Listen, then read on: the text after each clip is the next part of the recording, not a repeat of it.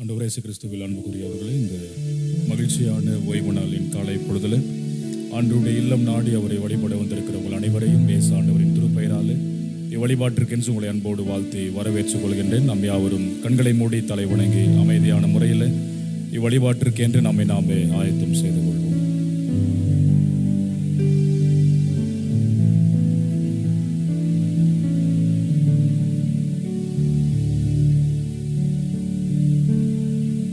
தந்தை, மைந்தர், தூய ஆவியானவராகிய மூவரு கடவுளின் பெயராலே ஆமென். ஜெபம் செய்வோம். காலைக்கு காலை புதிய இரக்கங்களினாலும் மிகுதியான நன்மைகளாலும் எங்களை முடிச்சூட்டி காக்கிற எங்கள் அன்பின் கடவுளே, எங்கள் அனைவருக்கும் தாயும் தந்தையுமானவரே, ஆசீர்வாதமாக எங்கள் வாழ்க்கையில மீண்டும் ஒரு ஓய்வு நாளை காணுகிற பாக்கியமுள்ள வாழ்வை நீர் கொடுத்திருப்பதற்காக உமக்கு நன்றி செலுத்துகின்றோம். இந்த மாதத்தினுடைய இறுதி ஓய்வு நாளிலே உமது சமூகத்திலே மக்களாகிய நாங்கள் இணைந்து வருகை தந்து உம்மை வழிபடும்படியான மேலான சந்தர்ப்பத்தை நீர் உருவாக்கி தந்திருப்பதற்காக ஸ்தோத்திரம் சொல்லுகின்றோம். ஆண்டவராகிய இறைவன் வழிபாட்டை எங்களுக்கு ஆசீர்வாதமாய் மாற்றிக்கொடும். மக்களாகிய நாங்கள் ஆவியோடும் உண்மையோடும் உம்மை தொழுது கொள்ள வேண்டிய அருளை எங்களுக்கு தாரும். வழிபாட்டின் ஊடாக பாடுகிற பாடல்கள், ஏறெடுக்கிற இறை வேண்டல்கள், வாசிக்கிற தியானிக்கிற உமது திருமொழிகள் எங்கள் அனைவருக்கும் ஆசீர்வாதமாகவும் உமது நாம மகிமைக்காகவே மாத்திரம் அமைந்திட வேண்டும் என்று சொல்லி நாங்கள் வேண்டிக் கொள்கின்றோம். வழிபாட்டின் துவக்கம் முதல் இறுதி மட்டுமாக உம் திருப்பிரசன்னத்தினாலும் தூய ஆவியானவரின் அருள் துணையாலும் எங்கள் அனைவரையும் ஆண்டவராகிய இறைவன் நீர் நிறைவாக ஆட்கொண்டு வழிநடத்திருள வேண்டும் என்று இயேசுவின் வழியே வேண்டிக் கொள்கிறோம் பிதாவே, ஆமென். நாம் வழிபாட்டிற்கு ஆர்வமாகவும் மூவொரு கடவுளை போற்றும் வண்ணமாக 68வது கீர்த்தனை பாடலை இணைந்து பாடுவோம். தேவபிதா எந்த மெய்ப்பண்ணலோ என்கிற பாடல், 68வது பாடல்.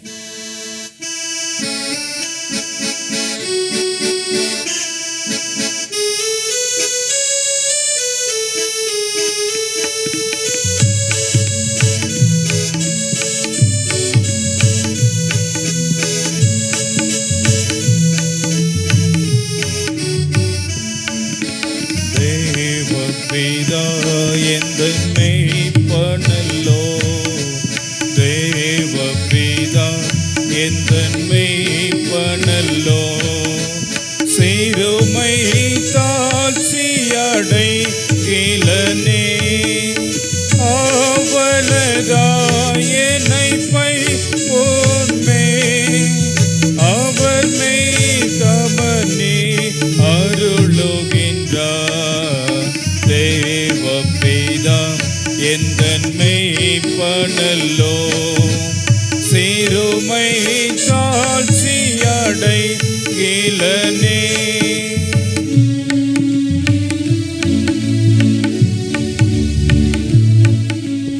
ஆத்துமம் தன்னை குளிர பண்ணி, ஆத்துமம் தன்னை குளிர பண்ணி, அடியே கால்களை நீதி என்னும் நேர்த்தியம் பாதையில் அவர் நிமித்தம் நிதமும் சுகமாய் நடத்துகின்றார்.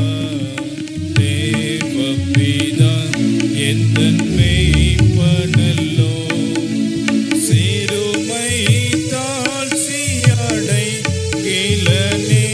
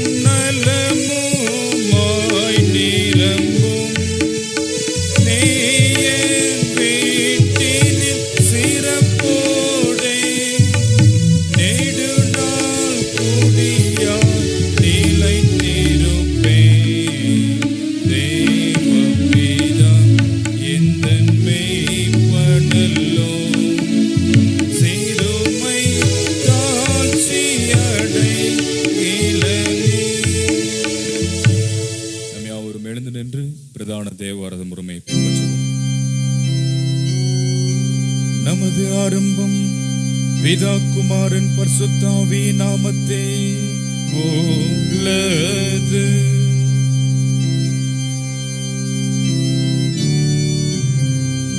கர்த்தருக்குள் பிரியமானவர்களே, நமது பிதாவாகிய கடவுளிடம் கபடற்சிரதையும் உள்ளவர்களாய் அண்டி சேர்ந்து நமது பாவங்களை அவருக்கு அறிக்கையிட்டு அவைகளை மன்னிக்க நமது இரட்சகராகிய இயேசு கிறிஸ்துவே நாமத்தில் அவரை கெஞ்சி கேட்போம் வாருங்கள். நமக்கு சகாயம் கர்த்தருடைய திருநாமத்தில் உள்ளது.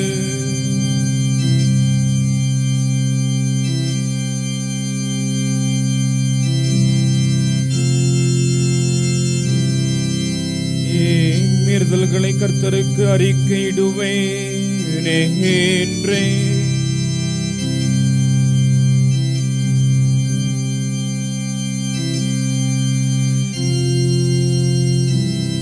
சர்வ வல்லவரான கடவுளே, எங்கள் சிருஷ்டிகரும் மீட்பருமானவரே, ஏழை பாவிகளாகிய நாங்கள் சுபாவத்தின்படி பாவம் உள்ளவர்களும் தீட்டுவரகுமாயிருக்கிறோம் என்றும் மனதினாலும் வாக்கினாலும் நடக்கையினாலும் உமக்கு விரோதமாய் பாவம் செய்தோம் என்றும் அறிக்கை இடுகிறோம். ஆதலால் எங்கள் ஆண்டவராகிய இயேசு கிறிஸ்துவே மீட்டும் நீர் காட்டின கிருபையை தேடி உம்முடைய அளவற்ற இரக்கத்தில் அடைக்கலம் புக வருகிறோம். அளவில்லாத இரக்கமுள்ள கடவுளே, எங்களை மீட்கும்படி மரணத்திற்கு ஒப்பு கொடுத்து அது ஒரே பேரான குமார் நிமித்தம் எங்களுக்கு இறங்கி எங்கள் பாவங்களை எல்லாம் மன்னித்தருளும். அது கிருபையினால் நித்திய ஜீவனை சுரத்துக் கொள்ளும்படி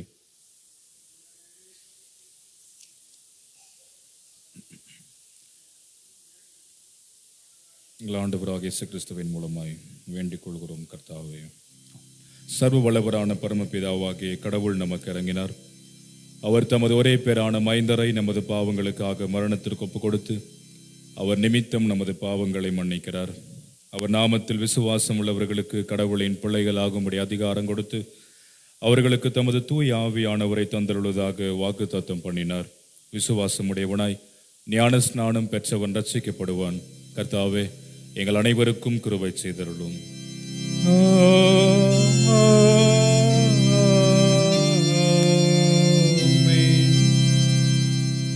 நம் ஆண்டவர் இயேசு உயிர்த்தெழுந்த பண்டிகைக்கு பின் வருகின்ற 3ஆம் ஞாயிற்றுக்கிழமைக்குரிய ஆரம்ப வாக்கியத்தை பின்பற்றுவோம். பாடல் புத்தகத்தில் 91வது பக்கத்தில் அடங்கியுள்ளது.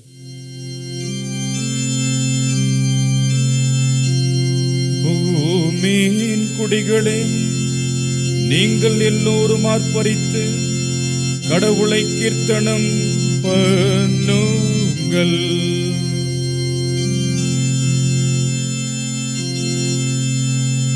மகிமை உண்டாகும்படி அவர் துதியை கொண்டாடுங்கள். நீங்கள் கடவுளினிடம், தேவரே, உமது கிரியைகள் எவ்வளவு பயங்கரமானவைகள்,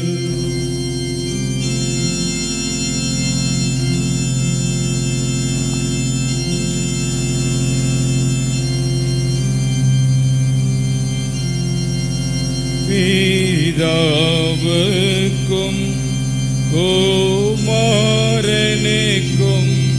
பரிசுத்த ஆவிக்கும் மகிமையுண்டாவதாக.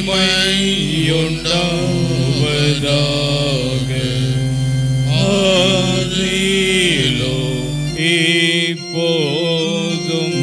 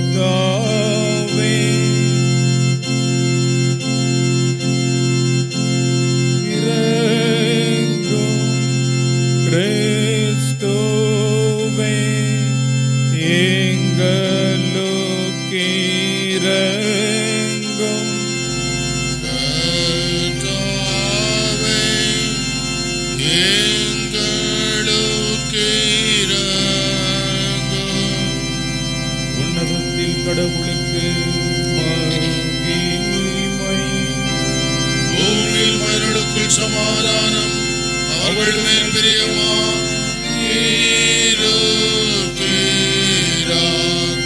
பரமராஜாவாகிய கர்த்தாவே, சர்வ வல்லமையுள்ள பிதாவாகிய கடவுளே,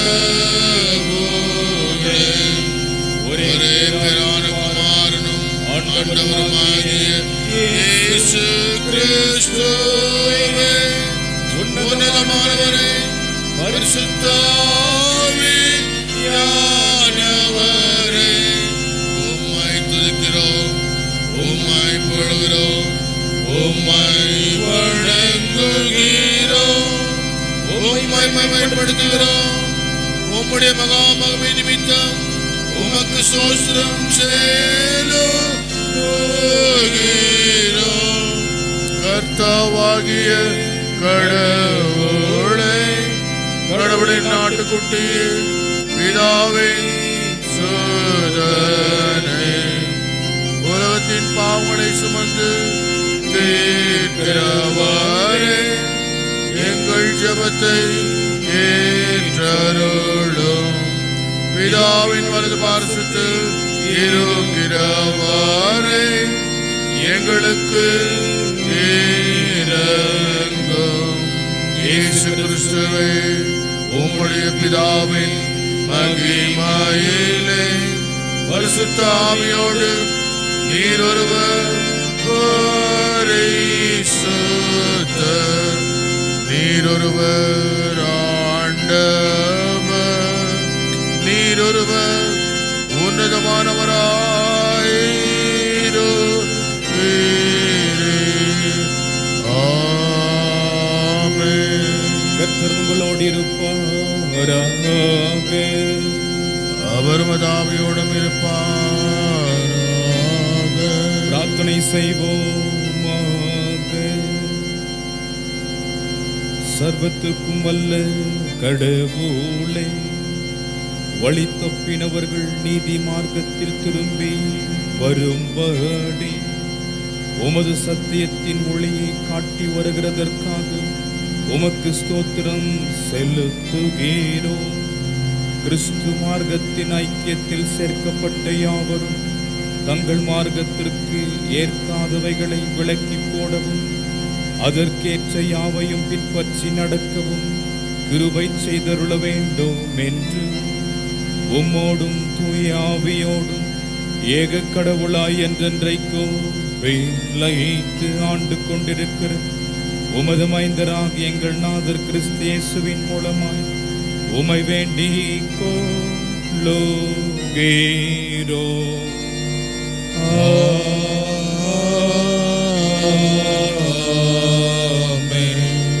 நாம் யாவரும் அமர்ந்திருப்போம். நம் ஆண்டவர் இயேசுவினுடைய உயிர்த்தெழுந்த பண்டிகைக்கு பின் வருகின்ற 3வது ஞாயிறு.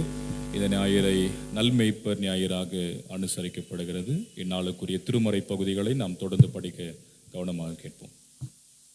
கர்த்தருக்கு ஸ்தோத்திரம். கர்த்தர் உயிர்த்தெழுந்த பண்டிகைக்கு பின்னிலே மூலமாய் குறிக்கப்பட்ட திருமுறை பகுதி சங்கீதம் 23வது சங்கீதத்தை நாம் வாசிக்க கவனமாக கேட்போம். சங்கீதம் 23.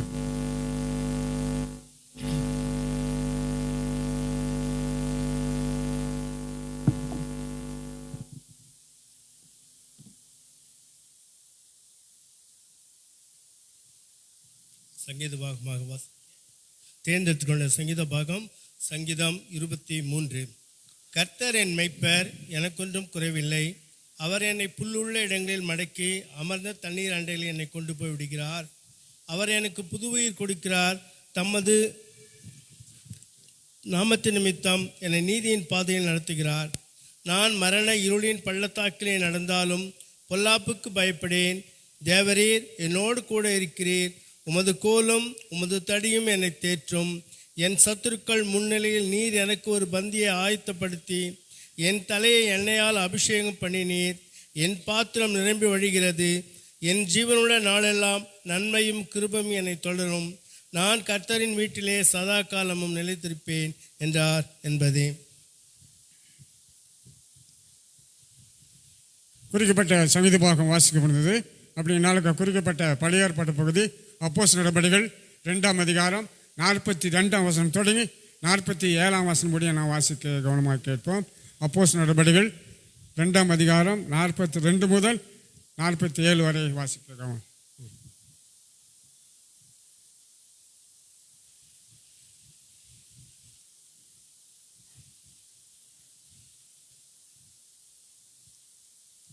அப்போஸ்தலர் 2ஆம் அதிகாரம் 42 47 வரை. அவர்கள் அப்போஸ்தலருடைய உபதேசத்திலும் அந்யோன்யத்திலும் அப்பம் பிட்குதலிலும் ஜெபம் பண்ணுதலிலும் உறுதியாய் தரித்திருந்தார்கள். எல்லாரும் பயம் உண்டாயிற்று. அப்போஸ்தலர்களாலே அநேக அற்புதங்களும் அடையாளங்களும் செய்யப்பட்டது. விசுவாசிகள் எல்லாரும் ஒருமித்திருந்து சகலத்தையும் பொதுவாய் வைத்து அனுபவித்தார்கள். காணியாட்சிகளையும் ஆஸ்திகளையும் விற்று ஒவ்வொருவனுக்கும் தேவையான தக்கதாக அவைகளில் எல்லாருக்கும் பகிர்ந்து கொடுத்தார்கள். அவர்கள் ஒருமனப்பட்டவர்களாய் தேவாலயத்திலே அனுதினமும் தரித்திருந்து வீடுகள் தோறும் அப்பம் பிட்டு மகிழ்ச்சியோடும் கபடம் இல்லாத இருதயத்தோடும் போஜனம் பண்ணி தேவனை துதித்து ஜனங்கள் எல்லாரிடத்திலும் தயவு பெற்றிருந்தார்கள். ரட்சிக்கப்படுகிறவர்களே கர்த்தர் அனுதினமும் சபையிலே சேர்த்து கொண்டு வந்தார். குறிக்கப்பட்ட பழைய ஏற்பாடு பகுதி வாசிக்கப்படுகிறது. அப்படின்னாலும் குறிக்கப்பட்ட நிருப வாக்கியம் 1 பேதுரு 2ஆம் அதிகாரம் 19ஆம் வசனம் தொடங்கி 25ஆம் வசனம் முடிய நான் வாசிக்க கேட்போம். 1 பேதுரு 2ஆம் அதிகாரம் 19ஆம் வசனம் தொடங்கி 25ஆம் வசனம் முடிய வாங்க.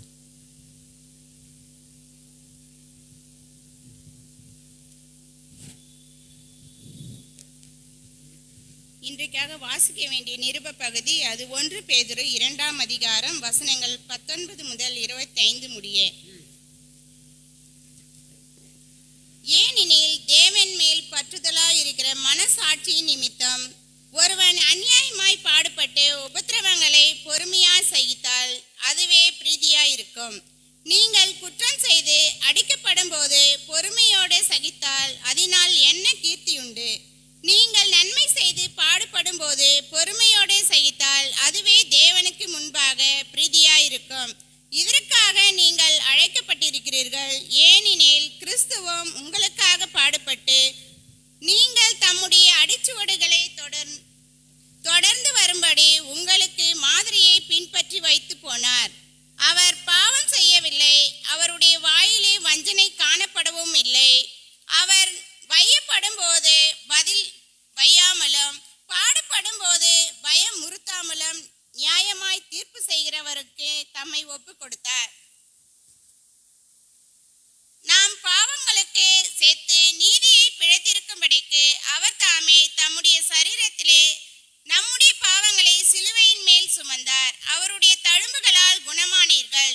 சிதறுண்ட ஆடுகளைப் போல் இருந்தீர்கள். இப்பொழுதோ உங்கள் ஆத்துமாக்களுக்கு மேய்ப்பரும் கண்காணியும் மாணவரிடத்தில் திருப்பப்பட்டிருக்கிறீர்கள் என்றார் என்பதுவே. குறிக்கப்பட்ட நிருப வாக்கியம் வாசிக்கப்படுவது.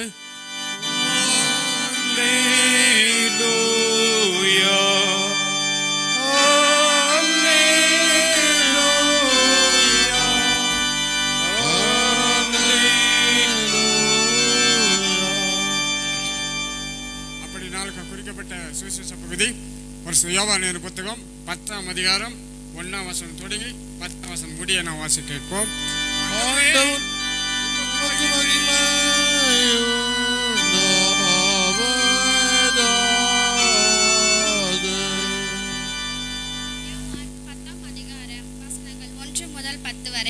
மெய்யாகவே மெய்யாகவே நான் உங்களுக்கு சொல்லுகிறேன், ஆட்டு தொழுவத்துக்குள் வாசல் வெளியே பிரவேசியாமல் வேறு வெளியே ஏறுகிறவன் கள்ளனும் கொள்ளைக்காரனுமாய் இருக்கிறான். வாசல் வெளியே பிரவேசிக்கிறவனோ ஆடுகளின் மேய்ப்பனாய் இருக்கிறான்.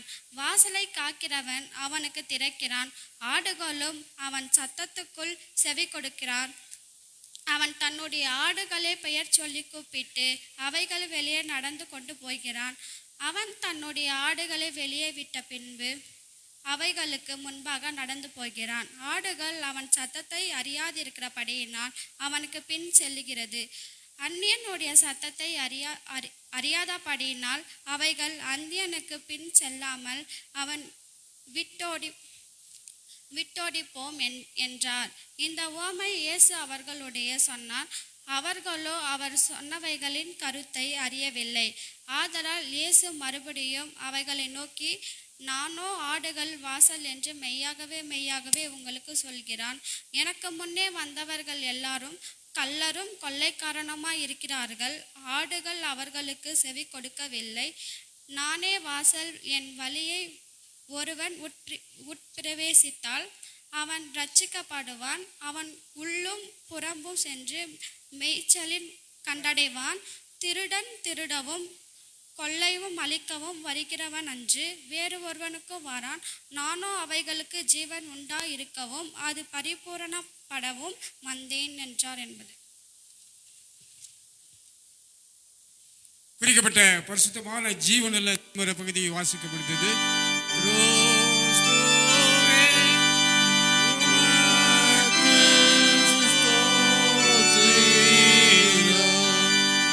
ஆண்டவருடைய வாழ்வை அருளும் திருமொழிகளை படிக்க கேட்டோம். அதற்கு மறுமொழியாக நமது விசுவாசத்தை அப்போஸ்தல விசுவாச பிரமாணத்தின் வழியாக அறிக்கை செய்வோம்.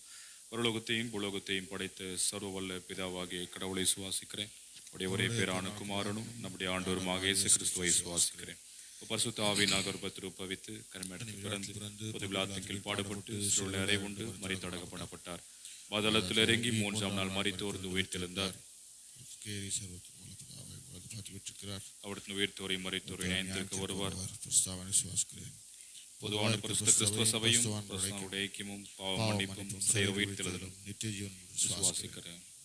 நம் யாவரும் அமர்ந்திருப்போம். நம் ஆண்டுடைய இறை செய்திக்கு ஆயத்தமாக 91வது ஞானப்பாடலை இணைந்து பாடும் இறுதி சரணத்தின் போது நாம் யாவரும் எழுந்து நின்று பாடுவோம். என் மெய்ப்பர் கர்த்தரானவர் நன்றாக காத்து வரார் என்ற பாடல் 91வது ஞானப்பாடல்.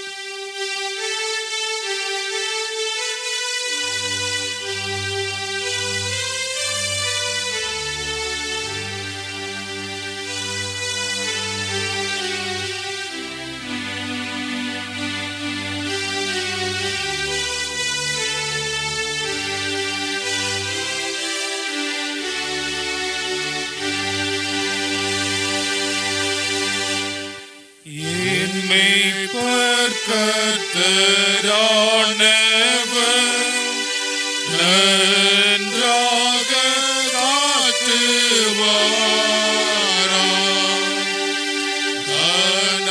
அனைத்தையும் என் இரட்சகர் குறைவில்லாமல் தாரார்.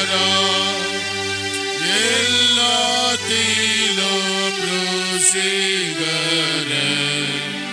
தெய்வீக வார்த்தையாகிய நல்மேய்ச்சல் எனக்குண்டு.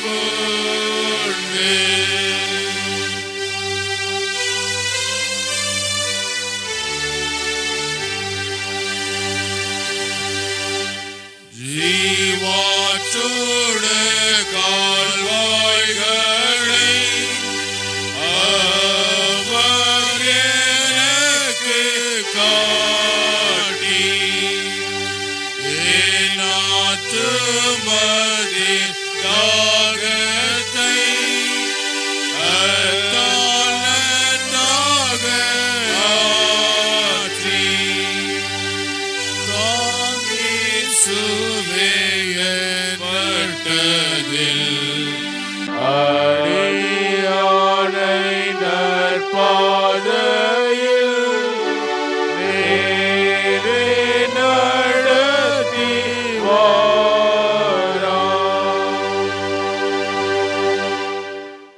ஓர் வேளை ஜோதி இன்றியே நான் மரணகேணியே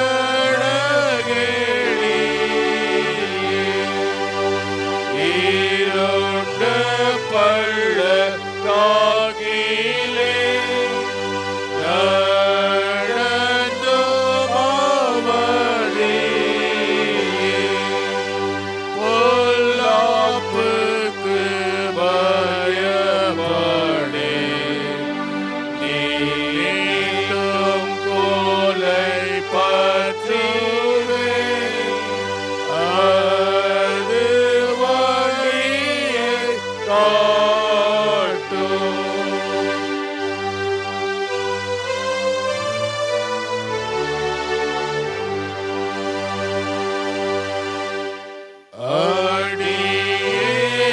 அடியேனுக்கோர் பந்தியை பகைஞர்க்கெதிராக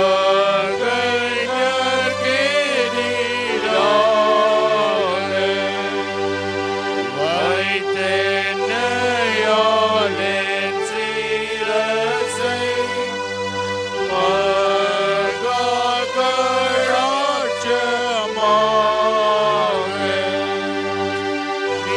நீரபிஷேகம் செய்கிறேன். அடியேனை நீர் மறவே, என் பாத்திரம் நிரம்பும்.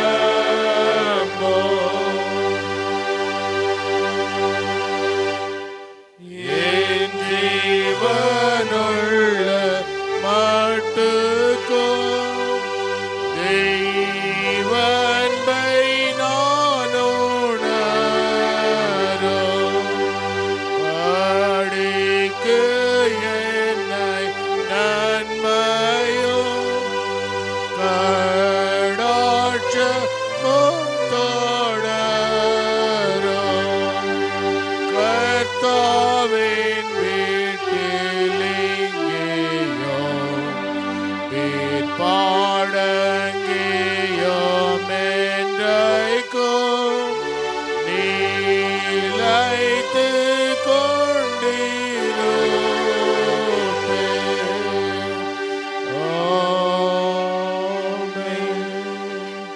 நம் தந்தை கடவுளிடமிருந்தும் அவர் தம் மைந்தரும் நம் ஆண்டவருமாகிய கிறிஸ்து இயேசுவிடமிருந்தும் இந்த மகிழ்ச்சியான ஓய்வு நாளின் காலை பொழுதில் ஆண்டுடைய சமூகத்தில் இணைந்து ஆண்டவரை ஆராதித்துக் கொண்டிருக்கிற நம் அனைவருக்கும் ஆண்டவருடைய கிருபையும் சமாதானமும் நிறைவாய் உண்டாவதாக. ஆமென். கிறிஸ்து இயேசுவில் அன்புக்குரியவர்களே, நம் ஆண்டவருடைய உயிர்ப்பு பண்டிகைக்கு பின் வருகின்ற 3ஆம் ஞாயிறு. இந்த ஞாயிறை நல் மெய்ப்பர் ஞாயிறாகவும் அல்லது நல் ஆயன் ஞாயிறாக அனுசரிக்கப்படுகிறது. இன்றைய நாளிலே நம்முடைய சிந்தனைக்கு என்று நாம் தெரிந்து கொண்ட திருமறை பகுதி, நாம் படிக்க கேட்ட நற்செய்தி பகுதி தூய யோவானின் நற்செய்தி நூல் 10ஆம் அதிகாரம் முதல் 10 வசனங்கள். The Gospel according to St. John chapter 10 verses beginning from 1 to 10.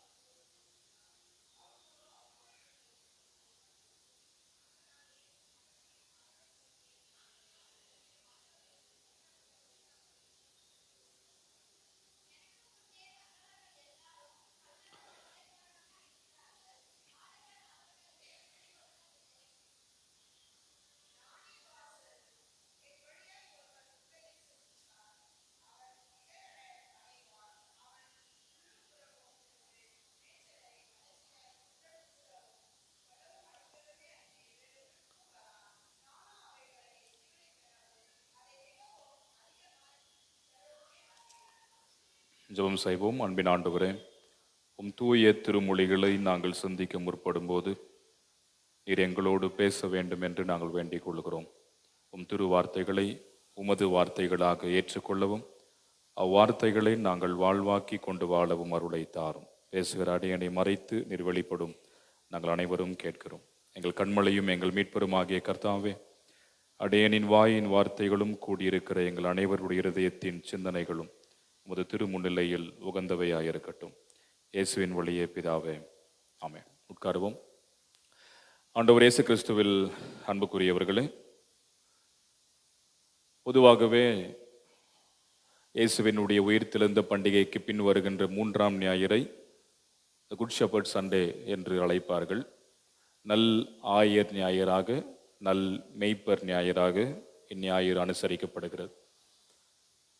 அதை மையப்படுத்தி தான் நம்முடைய சிந்தனை பகுதியும் நம்ம கொடுக்கப்பட்டுள்ள எல்லா திருமறை பகுதிகளிலும் அந்த மெய்ப்பரை மையப்படுத்தின வசங்களாக அமைந்திருப்பதை நாம் பார்க்கிறோம். இந்த யோவான் 10ஆம் அதிகாரத்தின் முதல் 10 வசனத்தில் நாம் 2 முறை படிக்க கேட்டோம். அதில் மீண்டும் மீண்டும் திரும்ப வரக்கூடியதான ஒரு குறிப்பிட்ட சில வார்த்தைகள் இருக்கிறது. ஒன்று திருடர், கொள்ளையர் என்கின்ற வார்த்தை ரிப்பீட்டடா அகைன் அண்ட் அகைன் வந்துட்டே இருக்கு. 2வது வார்த்தை என்னவென்றால் நானே வாசல் என்கின்ற வார்த்தை. திரும்ப திரும்ப வரக்கூடிய மிக முக்கிய வார்த்தைகள் இவைகளாக இருக்கிறது. அதுக்கு அடுத்த 11வது வசனத்திலிருந்து தான் நானே நல்ல மெய்ப்பன் என்று இயேசு ஆரம்பிப்பார். அந்த முதல் 10 வசனத்தில் திருடர், கொள்ளையர், நானே வாசல் என்று நாம் பார்க்கிறோம். திருடரும் கொள்ளையருமே யாரை குறிப்பிடுகின்றார்? இயேசுவே சொல்லுகின்றார், எனக்கு முன் வந்தவர்கள் திருடரும் கொள்ளையர். நமக்கு தெரியும் யார் திருடர், கொள்ளையர். ஆங்கிலத்தில் தீஃப், ராபர் என்று சொல்லப்பட்டிருக்கும். நமக்கு தெரியும் திருடருடைய பணி என்ன, அவங்க என்ன செய்வாங்க. கொள்ளையர்களுடைய பணி என்ன, அவர்கள் என்ன செய்வார்கள் என்றால் நம்மிடம் உள்ளதை நமக்கு தெரியாமல் எடுத்து கொள்ளுகிறவர்கள் திருடரும் கொள்ளையர். நாம் இல்லாத நேரத்தில் நம் உடைமைகளை நம்மிடமிருந்து பறித்து கொள்ளுகிறவர்கள் திருடர், கொள்ளையர் என்று நாம் வரையறுப்போம். அப்போ இயேசு இங்கே சில குறிப்பிட்ட மக்களை கொள்ளையர்களாக, திருடர்களாக வரையறுப்பதை நாம் பார்க்கிறோம். இதை நாம் நன்கு புரிந்து கொள்ள வேண்டும் என்றால் இதற்கு முந்தைய திருமறை வசனம், இதற்கு முந்தைய அதிகாரம் யோவான் 9ஆம் அதிகாரத்தில் நாம் கடந்த சில நாட்களுக்கு முன்பு அதை சிந்தனை பகுதியாக சிந்தித்தோம். இதற்கு முந்தைய அதிகாரம் 9ஆம் அதிகாரத்தில் பிறப்பிலிருந்தே பார்வையற்ற ஒரு நபருடைய ஒரு நிகழ்ச்சி அதில் பதிவு செய்யப்பட்டிருக்கும். இவர் செய்த பாவத்தினால் அல்லது இவர் பெற்றோர் செய்த பாவத்தினால் இவர் இப்படி பார்வையற்று பிறந்திருக்கிறார் என்கின்ற ஒரு கேள்வியை சீடர்கள் இயேசுவிடம் எழுப்புவார்கள். அந்த பகுதி நமக்கு நன்கு தெரியும். அந்த பகுதியில் இயேசு உமிழ் நீரால் சேறு உண்டாக்கி அவன் கண்களில் பூசி சீலோவாம் குளத்தில் போய் கழுவு என்று சொன்னார். அவன் கழுவினான், பார்வையடைந்தான். அவன் பார்வை அடைந்த பிறகு நமக்கு தெரியும், அயலகத்தார் நீ பிச்சை எடுத்துக் கொண்டிருந்த அந்த நபர் தானே, நீ பார்வையற்ற நபர் தானே என்று பேச ஆரம்பித்தார்கள். அவனை கொண்டு போய் பரிசேயர்களிடம் விட்டார்கள். அவர்களும் கேள்வியை எழுப்புகிறார்கள், எப்படி நேர்ந்தது, யார் உனக்கு பார்வை அளித்தது, எப்படி எப்படி என்று கேட்டார்கள். மீண்டும் அந்த பரிசேயர்கள் அடுத்த நிலையில யூதர்கள் இடம் வசம் விட்டார்கள். இப்ப யூதர்களும் பரிசேயர்களும் எல்லோருமாக இணைந்து அவனிடம் கேள்வி எழுப்புவார்கள். அந்த 9ஆம் அதிகாரம் முழுமையாக நாம் பார்க்கின்றோம். திரும்ப திரும்ப ஒரு பார்வையற்ற நிலையிலிருந்து, வாழ்விலே பிறப்பிலிருந்தே பார்வையற்ற ஒரு நபர் இப்பொழுது இந்த வாலிப பருவத்தில் ஒரு பெரியவனாய் இருக்கும்போது பார்வையை பெற்றிருக்கின்றார். அதை நினைத்து மகிழ்ச்சியை காணாமல் அவர்கள் எல்லோரும் அவனை கேள்வி கேட்டு அவனை கஷ்டப்படுத்தி கொண்டே இருந்தார்கள். இறுதியிலே மீண்டும் அவனுடைய பெற்றோர்களை வரவழைத்து, இவன் உன் பிள்ளைதானே என்று கேட்டார்கள். அப்போ இவனுக்கு எப்படி நடந்துச்சு, அவன் பெரியவன் தான், அவனிடமே கேளுங்கள் என்று அவர்களும் இதில் நுழைய விரும்பவில்லை.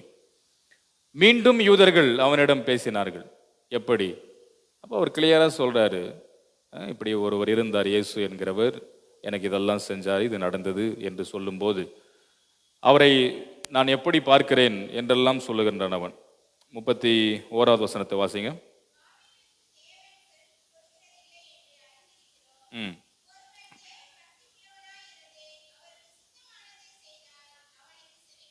இயேசுவை ஒரு தேவ பக்தி உள்ளவராக, இறுதியாக அவரை ஆண்டவராக அவர் ஏற்றுக்கொள்கின்றார்.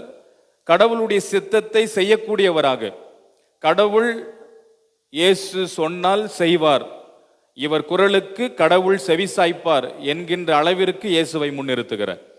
இப்படியெல்லாம் சொல்லும்போதுதான் அவர்கள் அவனை வெளியேற்றினார்கள். பிறவியிலிருந்தே நீ பார்வையற்றவனாய் இருக்கிறாய், ஆகையினாலே நீ எங்களுக்கு இதெல்லாம் சொல்லுகிறாயா? முழுமையாக பாவத்தில் இருக்கும் நீயா எங்களுக்கு இவைகளை சொல்லி போதிக்கிறாய் என்று சொல்லி அவனை வெளியேற்றினார்கள் என்று நாம் பார்க்கிறோம். அப்ப இந்த பகுதியில வாழ்ந்த அந்த மக்கள், பரிசேயர்கள், யூதர்கள் அல்லது அந்த இடங்களில் வாழ்ந்த எல்லோரும் இவனுக்கு ஒரு நல்லது நடந்திருக்கிறதே என்கின்ற எண்ணம் ஏற்படவே இல்லை. எப்படி இது நடந்தது, எதனால் என்கின்ற ஒரு கேள்விதான் இங்கே திரும்ப திரும்ப வருவதை நாம் பார்க்கிறோம். அப்படி இருக்கும்போது இயேசு என்ன செய்தார் என்று தெரியும். அவனை தள்ளிவிட்ட மாத்திரத்தில் இயேசு அப்போதுதான் வந்து அவனை பார்க்கிறார். அப்போ அவனுக்கு பார்வை கொடுத்த இயேசு முதல்ல வந்து என்ன பாருன்னு சொல்லாம அவரை பார்வை அடைந்த பிறகு அவரை விட்டு விடுகின்றார். ஆனால் ஒருவர் அங்கே நொறுக்கப்படும் போது, தள்ளப்படும் போது, வெறுக்கும் போது இயேசு அவனிடம் வந்து அவனை சேர்த்து கொள்வதை நாம் பார்க்கிறோம். நாம் தொடர்ந்து அந்த 36வது வசனத்திலே வாசிக்கின்றோம். ம் ம் ம் விசுவாசமாய் இருக்கிறாய், விசுவாசம் வைக்கிறாய் என்று கேட்கிறார்.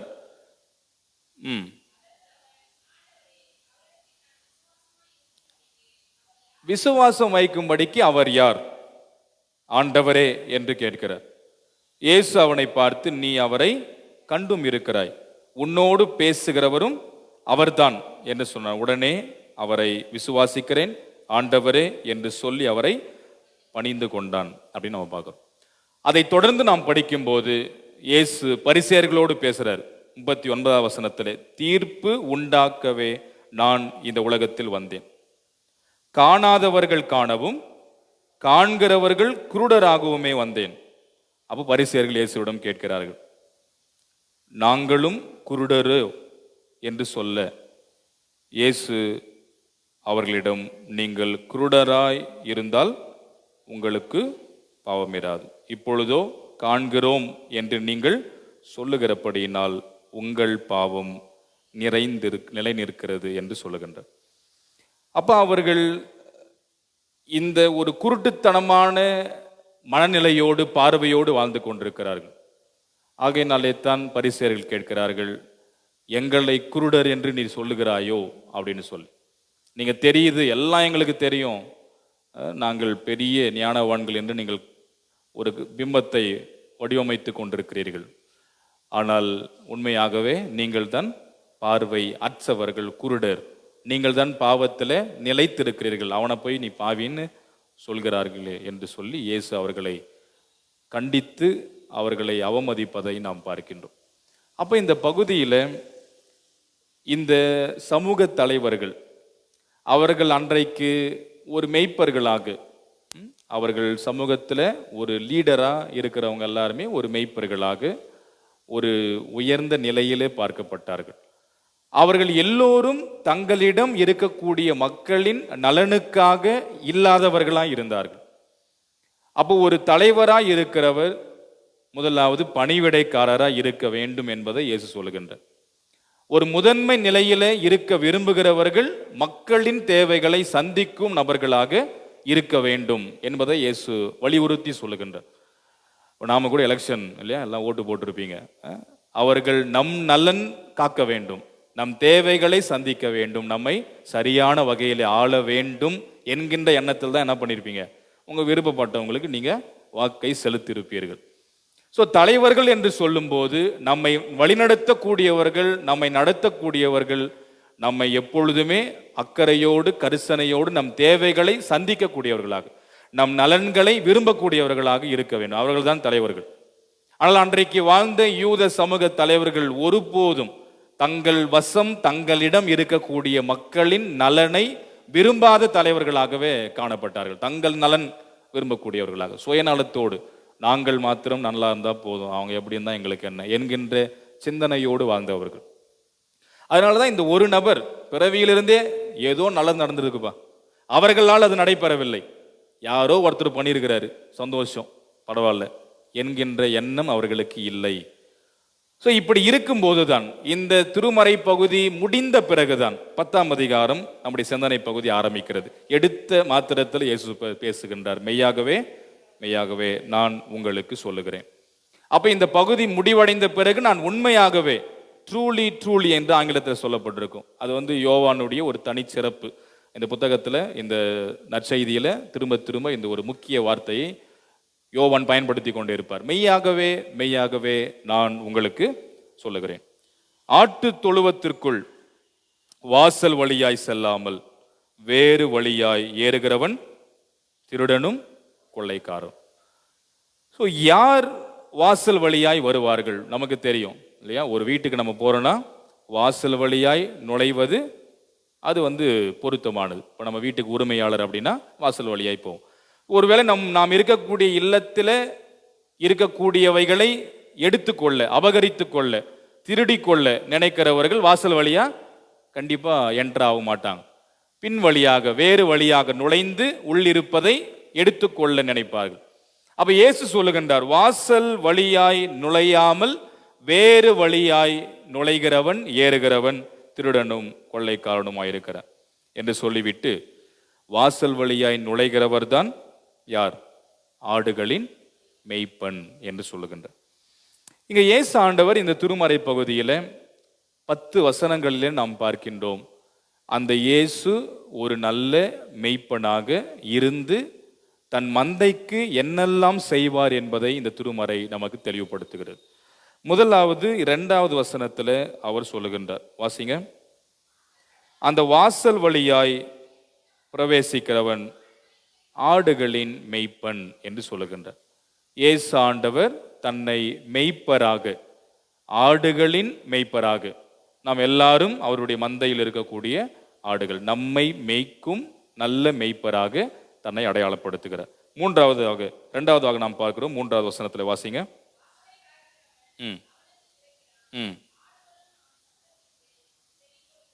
அவன் சத்தத்திற்கு அந்த ஆடுகள் செவி கொடுக்கிறதாக இருக்கிறது என்று நான் பார்க்கிறேன்.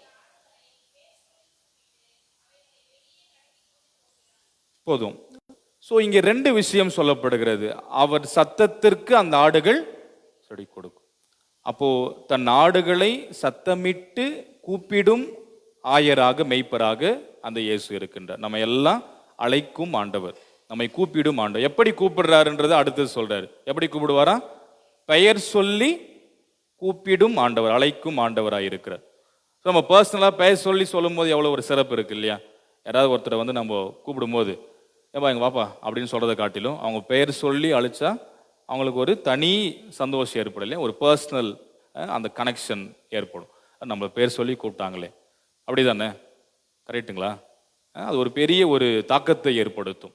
ஸோ பெயர் சொல்லி நம்மை பர்சனலாக அழைக்கிறது, அதுதான் திருமறையில் பழைய ஏற்பாட்டில் சொல்லும். நம்மை பெயர் சொல்லி அழைக்கும் இறைவன் என்பதை பழைய ஏற்பாட்டிலும் நாம் பார்க்கிறோம். ஸோ ஒவ்வொருவரையும், அந்த ஒவ்வொரு ஆடுகளையும் பெயர் சொல்லி அழைக்கிறவர். நம்ம வீட்டில் கூட ஒருவேளை ஆடு மாடு நம்ம வச்சுருந்தா என்ன பண்ணுவோம்? நம்ம ஒவ்வொரு பேர் வச்சுருக்கோம்ல, ஒவ்வொரு ஆட்டு. நம்ம சினாடு பிரசிடென்ட் இருக்காருல்ல, அவர் வீட்டில் குட்டி குட்டி நாய்ங்க இருக்கும், அதுக்கு ராமு சோமுலாம் வச்சுருக்கிறாரு பேர். அவர் ஒரு கொஞ்சம் ஜாலியாக நம்மளாம் பர்சனலாக என்ன பண்ணுவோம், ஒரு கனெக்ஷனுக்கு ஒவ்வொரு சின்ன சின்ன பேர் இல்லை, கருப்புன்னு வைப்போம், வெள்ளைன்னு வைப்போம், அதில் இருக்கக்கூடிய தோற்றத்தை வைத்து நம்ம வைப்போம். இல்லை சின்ன சின்ன பேர்களை சொல்லி நாம் விரும்பி அழைப்போம். அது ஒரு தனி ஒரு நெருக்கத்தை நமக்குள் ஏற்படுத்தும். ஸோ இயேசு ஒரு நல்ல மெய்ப்பராக இருந்து நம்மை தனித்துவமாக பெயர் சொல்லி அழைக்கும் ஆண்டவராக காணப்படுகிறார். நாம் தொடர்ந்து வாசிக்கிறோம். 3வது வசனத்தை வாசிங்க, அதனுடைய கடைசி பகுதியில். 3வது வசனத்தின் கடைசி, அவைகளை வெளியே நடத்தி கொண்டு போகிறவராய் இருக்கிறார். ஸோ அங்க அந்த ஆட்டு தொழுவம் இருக்கிறது, அதற்குள் இருக்கக்கூடிய ஆடுகளை வெளியே கொண்டு நடத்தி கொண்டு போகும் ஒரு மெய்ப்பராக இயேசு காணப்படுகின்றார். ஸோ அதுக்கு உள்ளே அடைஞ்சு கிடக்காம உள்ளுக்குள்ளாக இருந்து அது ஒரு விரக்தியை ஏற்படுத்தக்கூடிய நிலை உண்டாகாமல் அதை அழகாக அதிலிருந்து வெளியேற்றி வெளியே கொண்டு போகும் ஆண்டவராக இருக்கிறார் இல்லையா? நம்ம ஒரு இடத்துல அப்படியே நம்ம இருக்கும்போது என்ன ஆயிரும், நமக்கு அந்த ஒரு ஸ்ட்ரெஸ் வரும் இல்லையா? அந்த ஒரு நெருக்கம், அழுத்தம் உண்டாகும். அப்ப அதிலிருந்து நாம் விடுதலையாக வேண்டும் இல்லையா? அந்த இயேசு நாம் இருக்கக்கூடிய அந்த நெருக்கத்திலிருந்து நம்மை வெளியேற்றி நடத்தி கொண்டு போகும் மெய்ப்பராய் இருக்கிறார். 4வது வசனத்தை வாசிங்க.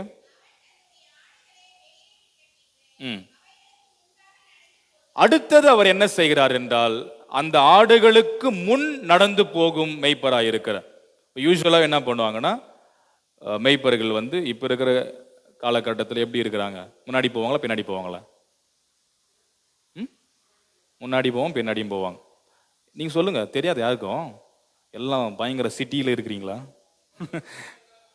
நல்ல ஹைவே தான் இல்லையா? இது ரொம்ப டவுன் மாதிரி போக போக இது கூட ஒரு பெரிய லெவலில் மாறும். இப்போ நம்ம சென்னையில் இருக்கிற மாதிரி நீங்கள் சென்னையில் கூட வச்சுருப்பாங்க மாதிரி தெரியுது.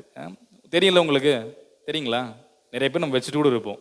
எப்படி போவாங்க மெய்ப்பர்கள்? ஒரு பெரிய ஒரு கூட்டம் மந்தை இருக்குது அப்படின்னா பின்னாடியா முன்னாடியா? இல்லை, மோஸ்ட்லி இப்போ இங்கே இருக்கக்கூடிய காலகட்டத்தில் என்ன பண்ணுவாங்க, எல்லா ஆடுகளும் போகும், பின்னாடி இருந்து என்ன பண்ணுவார், நடத்தி கொண்டு போவார். சில டைமில் முன்னாடி போகலாம். இங்கே இருக்கக்கூடிய, இங்கே உருவகப்படுத்தக்கூடிய இயேசு அந்த மெய்ப்பர் என்கின்றவர் ஆடுகளுக்கு முன் போகிறவர்.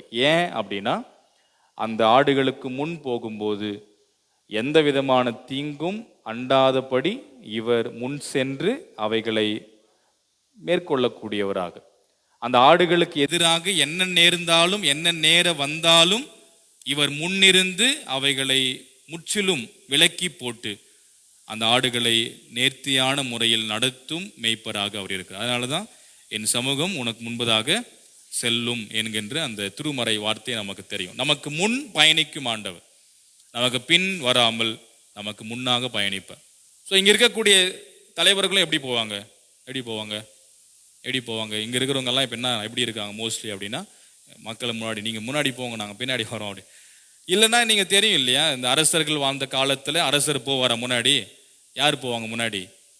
அங்கே இருக்கக்கூடிய போர் படையில் இருக்கக்கூடிய தளபதி, போர் படை வீரர்கள் எல்லோரும் தான் என்ன பண்ணுவாங்க, முன்னகர்ந்து போவார்கள். அரசர் என்ன பண்ணுவார், போர் களத்துக்கு வராருன்னா பின்னாடி தான் ஃபைனலாக வருவார், என்ட்ரி தருவார். ஆனால் இங்கே இந்த மெய்ப்பர் இயேசு என்கின்ற இந்த நல்ல ஆயர் நமக்கு முன் சென்று நமக்கு எதிராக வரக்கூடியவைகளை மேற்கொண்டு அவைகளை வெற்றி சிறந்து நம்மை நல்ல முறையில் நடத்தும் மெய்ப்பராக அவர் காணப்படுகிறார். தொடர்ந்து நாம் வாசிக்கிறோம் 10வது வசனத்துல வாசிங்க.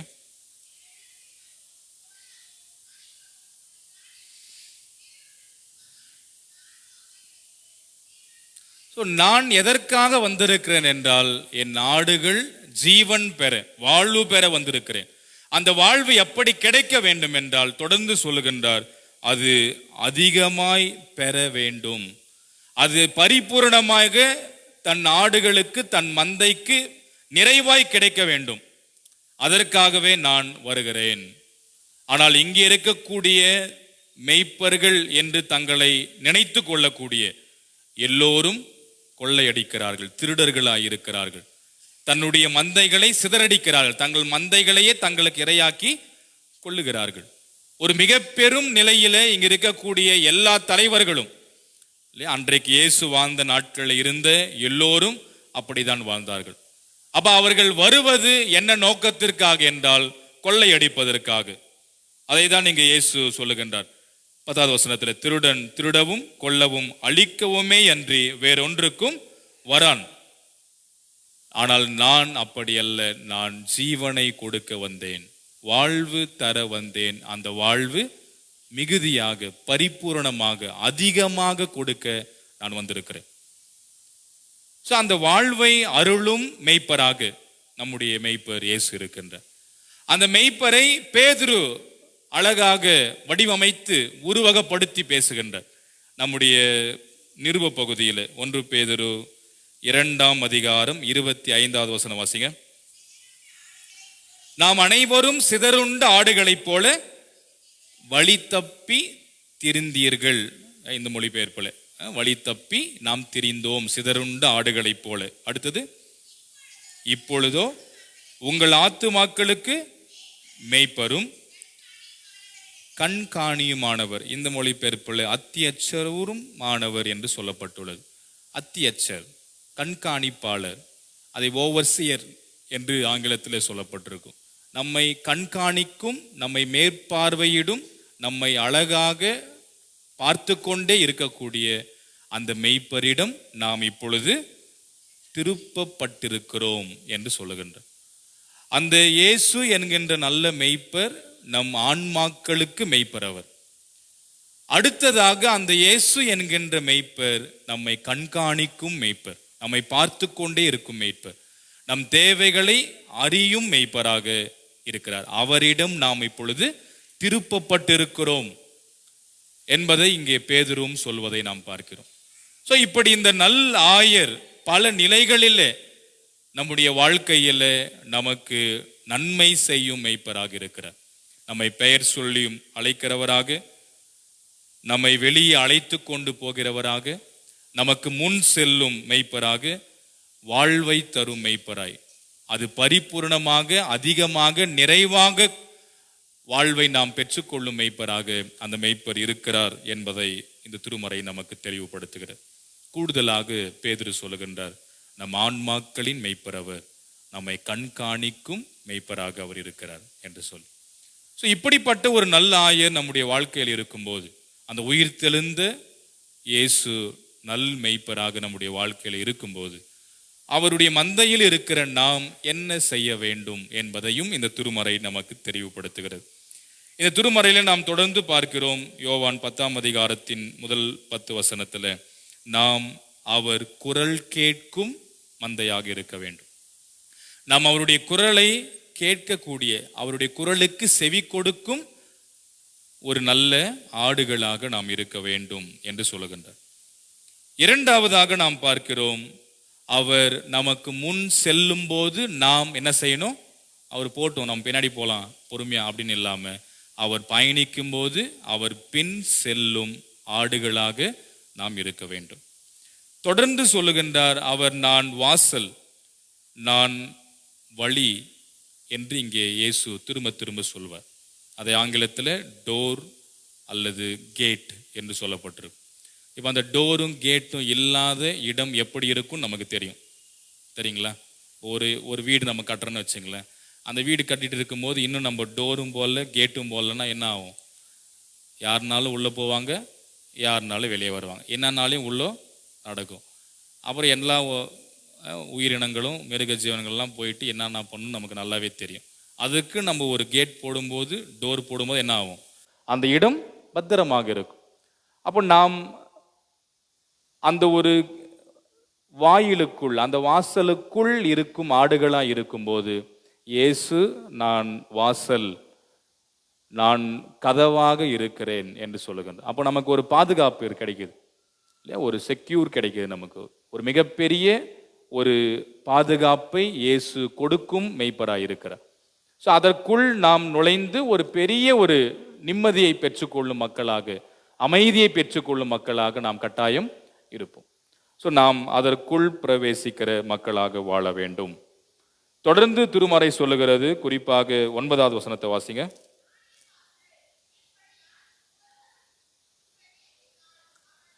அதற்குள் நாம் உட்பிரவேசிக்கும் போது நாம் ரட்சிக்கப்படுவோம் அப்படின்றார். ரட்சிக்கப்படுவோம் என்று சொல்லும் போது நாம் எல்லாவற்றிலும் இருந்து விடுதலை பெறுவோம், ஒரு நிம்மதியான வாழ்வு கிடைக்கும் என்பதை சொல்லுகின்றார். தொடர்ந்து வாசிக்கிறோம், வாசிங்க. அவன் உள்ளும் புறமும், அதாவது நம்முடைய உடலுக்கும் நம்முடைய ஆன்மாக்களுக்குமான எல்லா விதமான மேய்ச்சலை நாம் கண்டு கொள்வோம் என்று சொல்லப்பட்டுள்ளது. அப்ப உள்ளும் புறமும் இயேசு நமக்கு ஒரு நல்ல மேய்ச்சலை, ஒரு நிறைவை தரும் அந்த மேய்ப்பராக அவர் இருக்கிறார். அப்ப நாம் அந்த வாசலுக்குள் நுழைந்து அவருடைய தொழுவத்தில் இருக்கும் நல்ல மக்களாக நாம் வாழ வேண்டும். இதை ஆண்டவர் இயேசு நம்முடைய வாழ்க்கையில விரும்புகிறார். இதை நாம் கண்டிப்பாக வாழ்க்கையில நிறைவேற்ற வேண்டும். அவர் நல் மெய்ப்பராக நல் ஆயராக இருக்கும்போது, அவருடைய மந்தையில் இருக்கும் மக்களாகிய நாம் அவர் குரலுக்கு செவிசாய்த்து அவருக்கு பின் சென்று அந்த வாசலாக இயேசு இருக்கும்போது அதற்குள் நுழைந்து ஒரு மிகப்பெரிய நிறைவை நாம் கண்டு கொள்ள வேண்டும். அப்போ இந்த திருச்சபை அப்படின்னு எடுத்துனா, அந்த திருச்சபையும் என்னதான்? இது ஒரு மெய்ப்பருடைய தொழுவமாக, இயேசு என்கின்ற மெய்ப்பருடைய ஒரு தொழுவமாக இது இருக்கிறது. அப்ப இதற்குள் நாம் வந்தால்தான் என்ன செய்வோம்? அந்த ஒரு நல்ல மேய்ச்சலை உள்ளும் புறமும் நாம் பெற்றுக்கொள்வோம். அப்ப இதற்குள் நாம் வராமல் இருந்தால் எப்படி நமக்கு நல்ல மேய்ச்சலை, நிறைவை இயேசு கொடுப்பார்? இதற்குள் வந்தால்தான் நமக்கு ஒரு பாதுகாப்பை ஆண்டவர் அருள்வதாக சொல்லுகிறார். அப்போ ஆண்டவருடைய திருச்சபை என்பதும் ஒரு அழகான இயேசுவின் தொழுவமாக இருக்கிறது. அதற்குள் இருக்கும் மாடுகளாக, மந்தைகளாக நாம் இருக்கிறோம். அதற்குள் நுழைந்தால்தான் உள்ளுப்புறமும் நமக்கு நிறைவு கிடைக்கும். தொடர்ந்து நாம் திருமறையிலே பார்க்கிறோம். 23வது சங்கீதத்தில் சொல்லுகிறார், கர்த்தர் என் வாழ்விலே மெய்ப்பராயிருந்தால் எனக்கு என்ன கிடையாது? ஒரு குறைவும் கிடையாது அப்படின்றார். அந்த குறைவில்லாத நிறைவின் வாழ்வை நான் பெற்றுக்கொள்வேன். அதை தொடர்ந்து நம்ம அந்த வசனம் நமக்கு தெரியும்.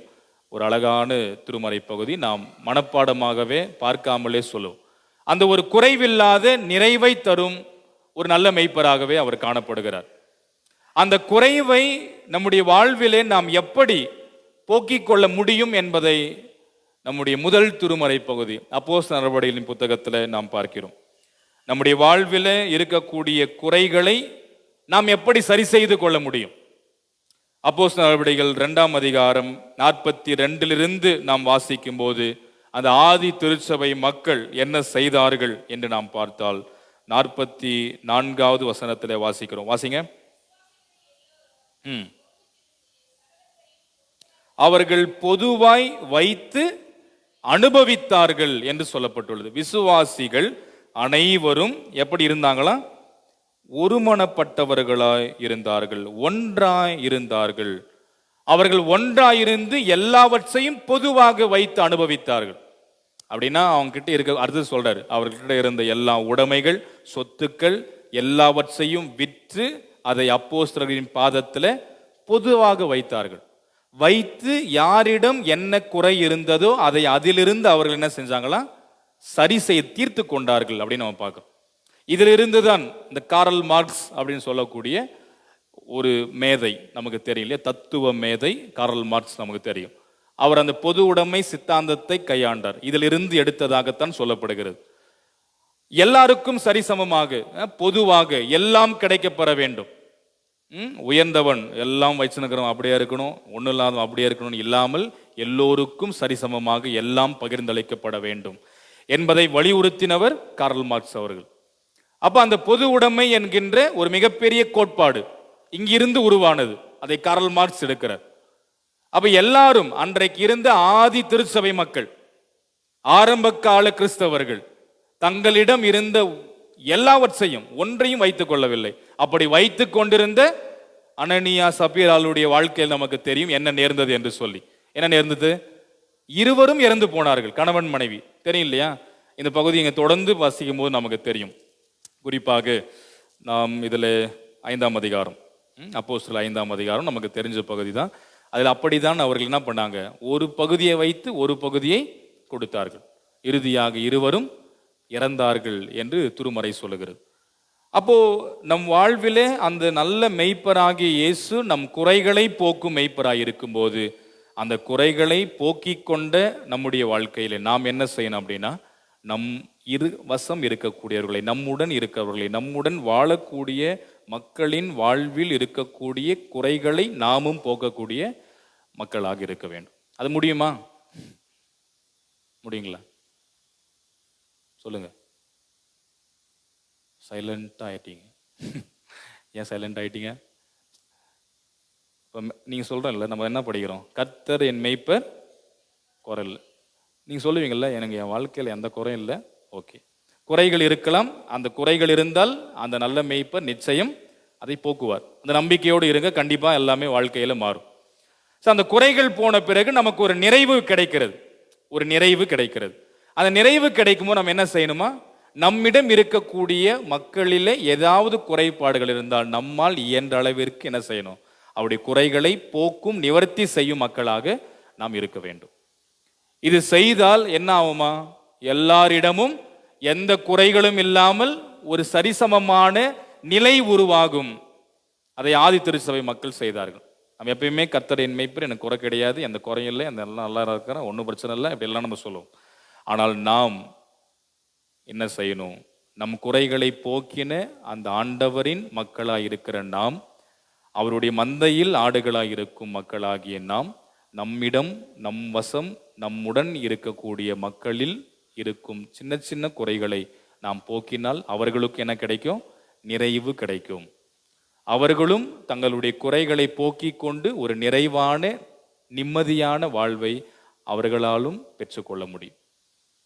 அப்போ இந்த திருமறை பகுதியில, ஒட்டுமொத்தமான பகுதியில அந்த இயேசு என்கின்ற அற்புதமான ஆண்டவர் நமக்கு ஒரு நல்ல ஆயனாக, திருமறையிலே அநேகர் ஆயர்களாக பார்க்கப்பட்டார்கள். அவர் சாதாரண ஆயர் அல்ல, மாறாக அவர் யாரு யாரு யாரு 11வது வசனம் சொல்லுகிறது, நானே. ஆமா, அவர் சாதாரண ஆயர் அல்ல, நல்ல ஆயர். Good shepherd. Is not a shepherd. அவர் குட் ஷெப்பர்ட், நல்ல மெய்ப்பன் அவர். அப்ப அந்த நல்லன்றது எவ்வளோ முக்கியம் இல்லையா? நம்ம ஒரு இடத்துல வெரி குட் அப்படின்னு சொல்றாங்கல்ல, குட். ஸ்கூல்ல டீச்சர் சொல்லுவாங்கல்ல, good, very good, very very good இல்லையா? அப்ப என்ன ஆகுது நமக்கு? சூப்பர்ப்பா, ஒரு மகிழ்ச்சி ஏற்படுகிறது. அப்ப அந்த குட்ன்றது நமக்கு எப்பயுமே சிறப்பு. அதனால தான் என்ன சொல்றோம், நம்ம குட் மார்னிங் சொல்றோமா? குட் டே பிஸ்கெட் கூட இருக்குல்ல, குட் டே, நல்ல நாள் பிஸ்கெட். அது அப்படிலாம் கொஞ்சம் விளையாட்டா சொல்லுவாங்க. குட் டே, நல்ல நாள். நல்ல என்பது நம்ம விரும்புவோம். வெறும் நாள் அப்படின்னு சொன்னா எப்படி இருக்கும்? மார்னிங் அப்படின்னு சொன்னா எப்படி இருக்கும்? சில பேர் மார்னிங்னு சொல்லுவாங்கல்ல. ஆனால் குட் மார்னிங், நல்ல பகலாக, நல்ல காலை பொழுதாக இது அமைவது அப்படின்னு நம்ம சொல்லும்போது நமக்கு ஒரு புதிய ஒரு உற்சாகம் ஏற்படும். அப்போ இயேசு என்கின்ற அந்த மெய்ப்பர் சாதாரண மெய்ப்பராக இல்லாமல் நல்ல மெய்ப்பராக நம்முடைய வாழ்க்கையில இருக்கிறார். அந்த நல்ல மெய்ப்பர் நம்முடைய வாழ்வின் குறைகளை போக்கி நம்மை வழிநடத்தி பெயர் சொல்லி அழைத்து நமக்கு முன் சென்று உள்ளும் புறமும் நாம் நிறைவான மேய்ச்சலை, நிறைவான ஆசீர்வாதத்தை பெற்றுக்கொள்ளும் நல்ல ஆயராக நம்முடைய வாழ்க்கையில் அவர் எப்பொழுதும் இருக்கிறார். அவரின் மக்களாகிய நாம் அந்த ஒரு தொழுவத்திற்குள் வாழும் மக்களாக, அதற்குள் நுழைந்தால்தான் உள்ளும் புறமும் அந்த மேய்ச்சல் நமக்கு கிடைக்கும். அந்த தொழுவத்திற்குள் நுழைந்தால்தான் நமக்கு பாதுகாப்பு கிடைக்கும்.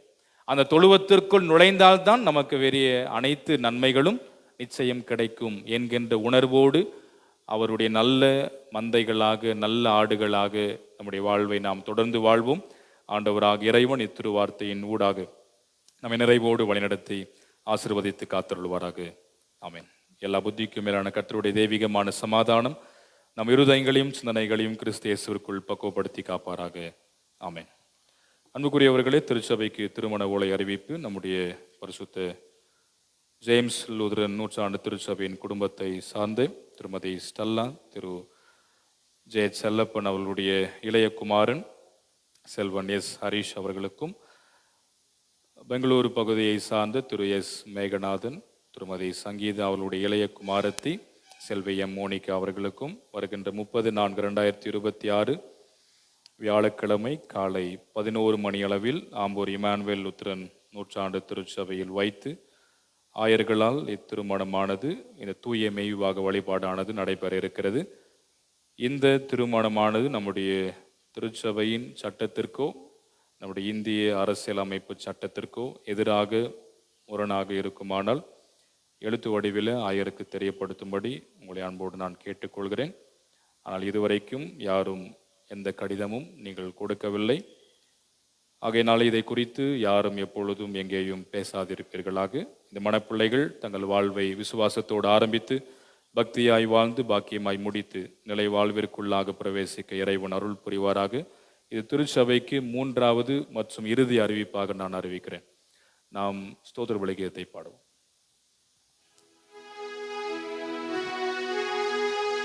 கடவுளே, சுத்த இருதயத்தை என்னிலே சீரோஸ்தியோ நிலைவரமான ஆவியே உள்ளத்திலே புதுப்பியோ உமது சமூகத்தே நேற்று என்னை தள்ளி விடாதே.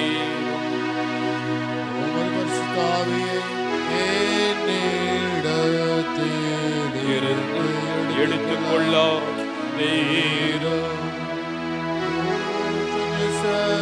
சந்தோஷத்தை திரும்பவும் எனக்கு தாரும். உற்சாகமான ஆவி என்னை தாங்கும்படி ஜெபம் செய்வோம். வாழும் கடவுளே, எங்கள் அனைவருக்கும் வாழ்வை அருளும் கடவுளே, நன்றி கலந்த இருதயத்தோடு உம்மை நோக்கி பார்க்கிறோம். இந்த மகிழ்ச்சி நிறைந்த இம்மாதத்தின் இறுதி ஓய்வு நாளுக்காக நன்றி. எங்கள் ஆண்டவர் இயேசுவின் உயிர்ப்பின் பண்டிகைக்கு 3வது ஞாயிறாக, அதை நல் ஆயரின் ஞாயிறாக, நல் மெய்ப்பரின் ஞாயிறாக அனுசரிக்க நீர் பாராட்டின கிருபைகளுக்காக நன்றி சொல்லுகின்றோம்.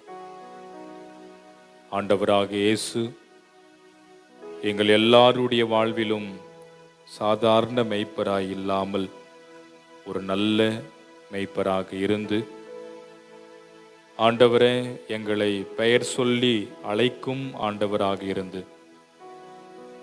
எங்களை வெளியே நடத்தி கொண்டு போகும் ஆயராயிருந்து, எங்கள் அனைவருக்கும் முன் செல்லும் மெய்ப்பராயிருந்து,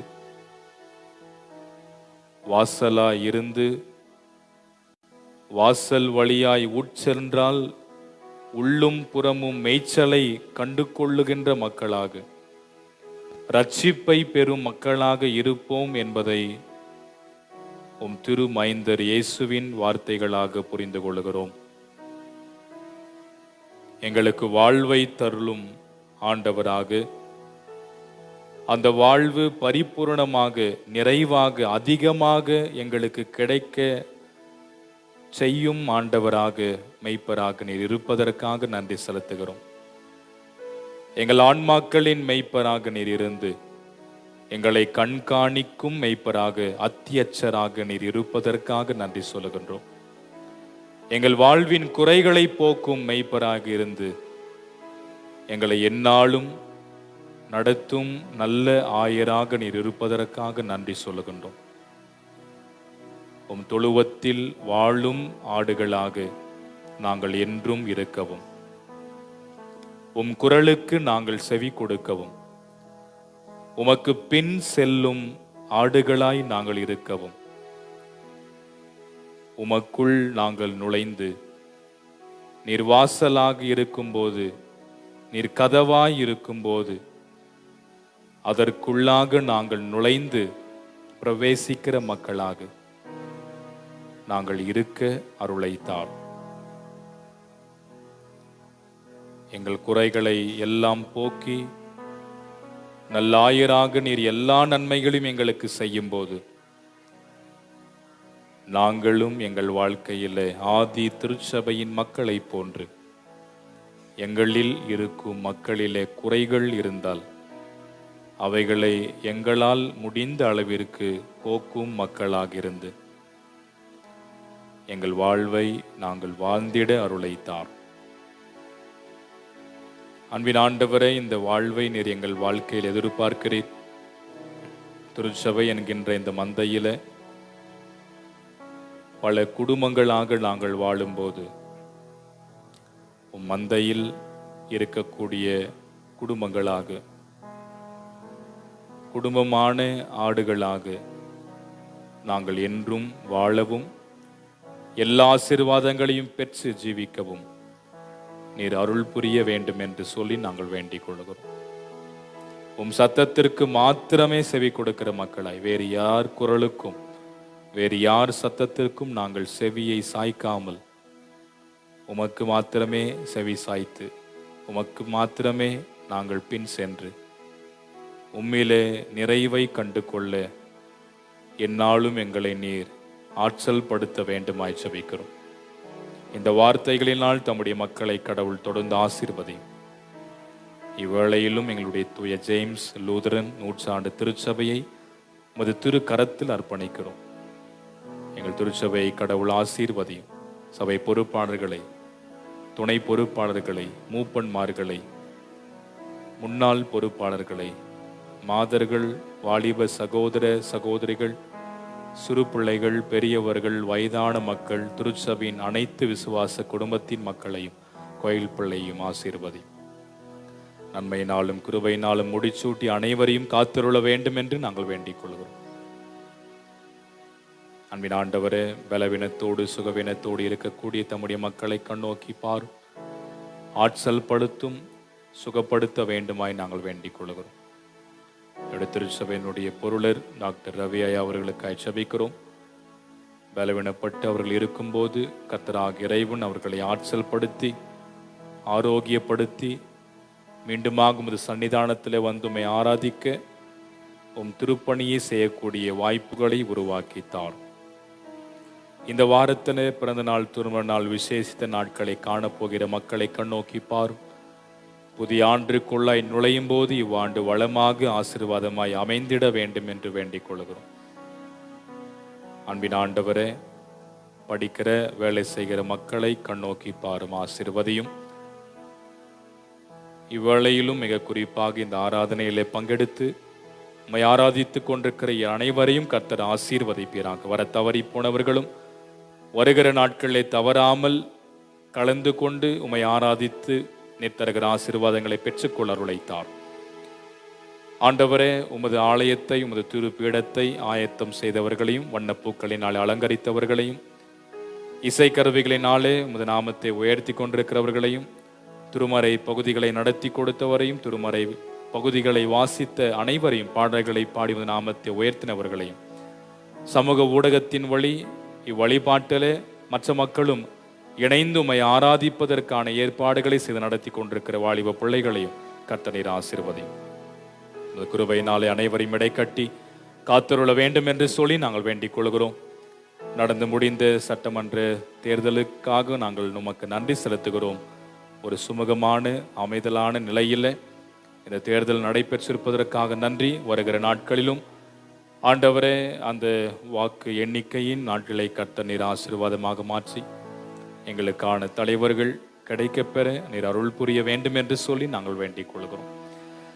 அன்பின் ஆண்டவரே, இரக்கமுள்ள பிதாவை, இவ்வேளையிலும் எங்களுடைய எல்லா தேசங்களுக்காக ஜெபிக்கிறோம். மிக சிறப்பாக என்னுடைய இந்திய தேசத்தை உமது திருக்கரத்தில் அர்ப்பணிக்கிறோம். என்னுடைய தமிழ்நாடு, என்னுடைய திருப்பத்தூர் மாவட்டம், செங்கல்விப்பம் ஊராட்சி இருக்கிற அனைத்து ஆட்சியாளர்கள், தலைவர்கள், மக்களை ஆசீர்வதியும். என்னுடைய ஊராட்சி மன்ற தலைவர், பொறுப்பில் உள்ள அனைவரையும், ஊர் நாட்டு அமைப்பு பொறுப்பில் உள்ள யாவரையும், ஊர் மக்கள், அருகில் இருக்கிற பள்ளிக்கூடம், மருத்துவமனை யாவற்றையும் ஆசீர்வதியும். எல்லா திருச்சபைகளுக்காக ஜெபிக்கிறோம். மிக சிறப்பாக என்னுடைய இந்திய சுவிசேஷ லுத்தரன் திருச்சபைக்காக, சபை சங்கங்கள், வட்டங்களுக்காக ஆண்டவரை இருக்கின்ற அனைத்து ஆண்டவரே திருச்சபைகள், ஆயர் பெருமக்கள், சபை பொறுப்பாளர்கள், விசுவாச குடும்பத்தின் மக்கள், நிறுவனங்கள், பள்ளிக்கூடங்கள், மருத்துவமனைகள், ஸ்தாபனங்கள் எல்லாவற்றையும் நீர் ஆசீர்வதியும். இறையல் கல்லூரி ஆசீர்வதியும். இன்றைய நாளிலும் ஆண்டவரே, என்னுடைய இயேசுவின் ஆண்டவரை அறிவுறுத்தலின்படி எல்லா திருச்சபைகளிலும் இந்த நாளிலும் ஆண்டவரே சபைக்கான தேர்தல் நடைபெற வலியுறுத்தி இருக்கும் போது ஆண்டவரே, இதற்கான தேர்தல் சுமூகமான முறையில் எல்லா இடங்களில் நடைபெற நீர் கிருபை செய்ய வேண்டும் என்று சொல்லி நாங்கள் மிகுந்த தாழ்மையோடு வேண்டிக் கொள்கின்றோம். வருகின்ற செவ்வாய்க்கிழமை ஆண்டவரே, எங்களுடைய ஈசுலூசாவின் வழியாக ஆண்டவரே எல்லா சபை சங்கத்திலும் ஈசுலூசாவிலும் இருக்கக்கூடிய ஆண்டவரே துணை குழுக்களுக்கு, இந்த சப் கமிட்டிக்கு இருக்கக்கூடிய ஆண்டவரே அந்த மீட்டிங்காக உமக்கு நன்றி செலுத்துகின்றோம். ஆண்டவரே, நாங்களும் அதில் பங்கெடுத்து துணை குழுக்களுக்கான ஆண்டவரே துணை துறைகளில் இருக்கக்கூடிய எல்லா விதமான ஊழியங்களுக்கான அந்த சிறப்பான ஆண்டவரே இந்த மீட்டிங்கை கடவுளாகிய இறைவனின் ஆசீர்வதியும். நன்மை நாளை கிருபை நாளை முடிச்சூட்டி நீர் காத்திருள வேண்டும் என்று நாங்கள் வேண்டிக் கொள்கின்றோம்.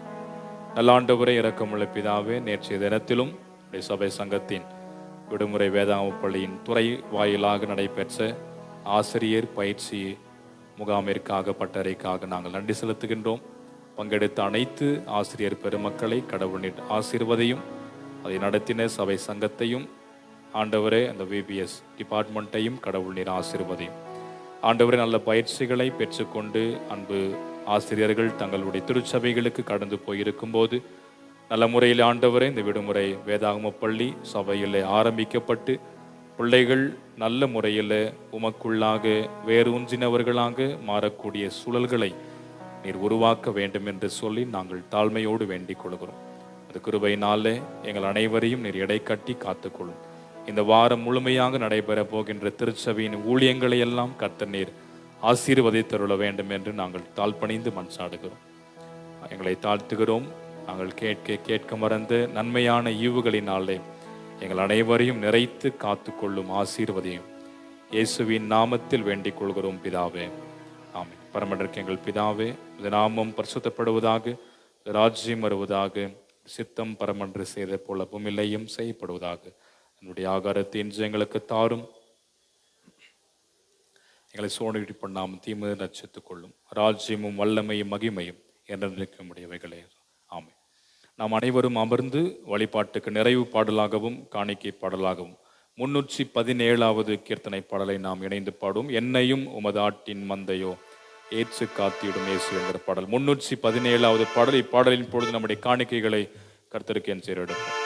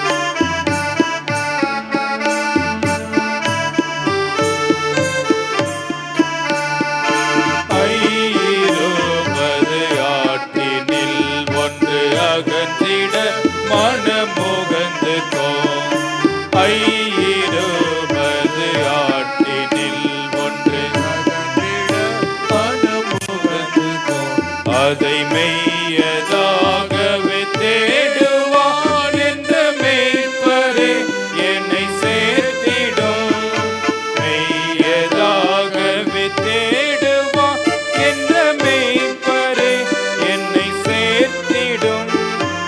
என்னையோ உமதாட்டின் மந்தையோ ஏற்று காத்திடுமே சுவே.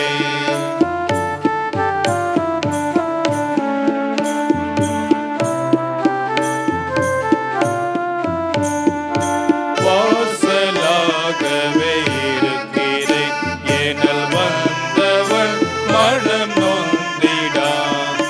வாசலாகவே இருக்கிறேன் எனல் வந்தவன் மனம் நொந்திடான். வெகு நேசமாக வாழ்வான் என்ற நல்லிமலனே என்னை சேர்த்திடும்.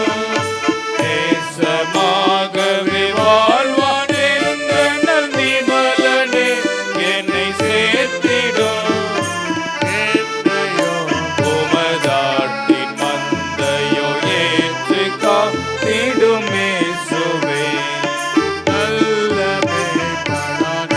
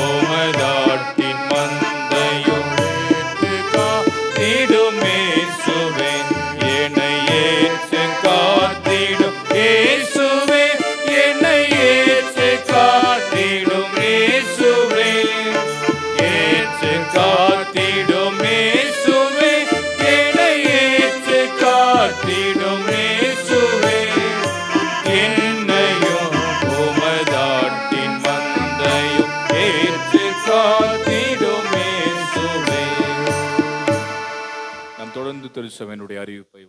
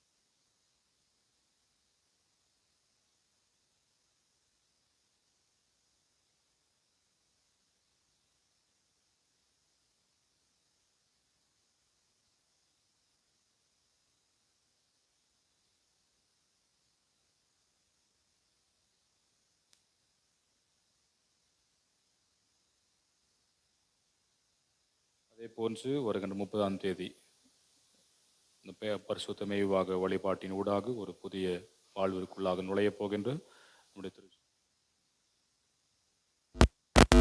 செல்வன் எஸ் ஹரிஷ் அவர்களுக்காக அவருடைய குடும்பத்திற்காக நாங்கள் செபிப்போம். அவர்கள் முன்பதாக வரும்படி உங்களை அன்போடு நான் கேட்டுக்கொள்கிறேன்.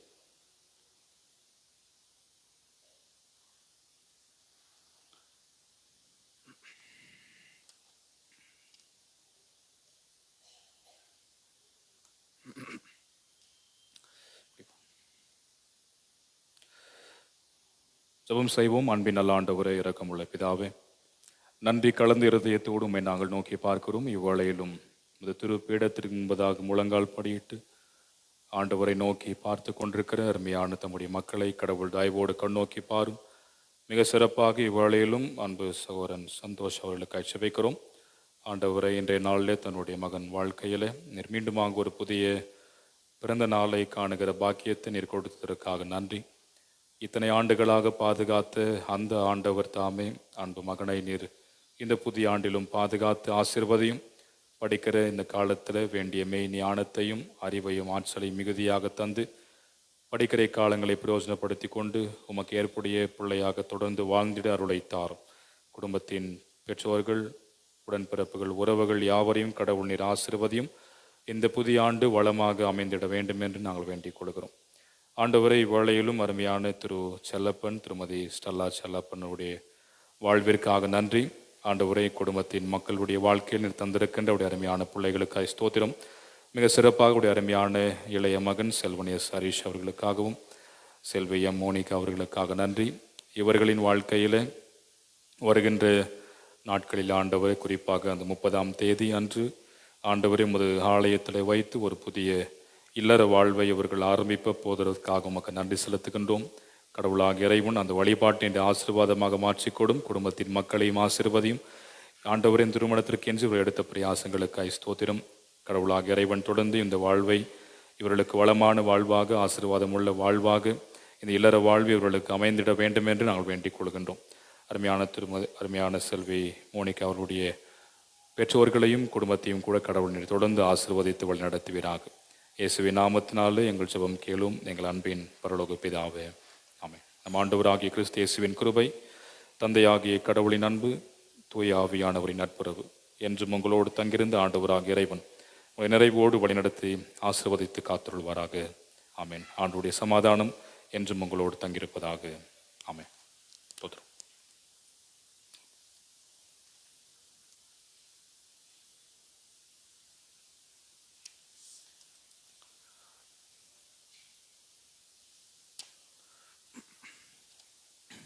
அன்பானவர்களே, செயலர் சொன்னது மாதிரி வருகின்ற 1ஆம் தேதி உங்களுக்கு எல்லாருக்கும் ஆல்ரெடி தெரியும், மாதர் மாநாடு மகளிர் துறை சார்பாக நம்முடைய சபை சங்கத்தில் வைக்கப்படுகிறது.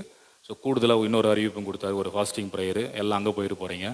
அதனால் ஆண்கள் எல்லாம் அங்கே போங்க, பெண்கள் எல்லாம் இங்கே வாங்க, போகிறதா இருந்தால். அந்த சபை சங்கத்தில் நடைபெறுகின்ற எல்லா நிகழ்வுகளுக்கும் அது எல்லா திருச்சபையும் பங்களிப்பு கொடுப்பது ரொம்ப ரொம்ப சிறப்பானது. நேற்று கூட நல்லா வந்திருந்தாங்க நிறைய ஆசிரியர்கள். ஏன்னா இதில் எந்த அரசியலையும் எப்பயுமே இருக்கக்கூடாது. இதுவரையும் சில நாட்கள் அது மாதிரி இருந்துச்சு. மற்ற டினாமினேஷன் பாருங்கள் ரொம்ப சிறப்பாக இருக்கும். அதுபோல் நம்முடைய டினாமினேஷன் இருக்கணும். இப்போ சிஎஸ்ஐ எல்லாம் பார்த்தீங்கன்னா, கேத்தலிக் எல்லாம் பார்த்தீங்கன்னா ரொம்ப சிறப்பாக இருக்கிறது. ஒரு விஷயம் நடைபெறும்போது நம்ம எப்பயுமே பார்ட்டிசிபேட் பண்ணுறோம். அப்போ நாம் அதுக்கு எப்பயுமே முன்னுதாரணமாக இருப்பது ரொம்ப ஏற்புடையது. ஆகையினால அந்த 1ஆம் தேதி காலையில் இமானுவேல் லுதரன் நூற்றாண்டு பேராலயத்தில் நடைபெறுகின்ற அந்த மாதர் மாநாட்டிற்கு உங்களுடைய பங்களிப்பை நீங்கள் கொடுக்கும்படி உங்களை அன்போடு நான் கேட்டுக்கொள்கின்றேன். வருகிற நாட்களிலும் அந்த விபிஎஸ்க்கான நாள் எப்பொழுது என்று வழிபாடு முடிந்த பிறகு ஒரு ஆலோசனை கூட்டத்திற்கு பிறகு உங்களுக்கு சொல்லப்படும். ஆகையினாலே உங்கள் இல்லத்தில் உள்ள பிள்ளைகளை தவறாமல் நீங்கள் என்ன பண்ணுங்கள், கிளாஸுக்கு அனுப்பிச்சி வைங்க.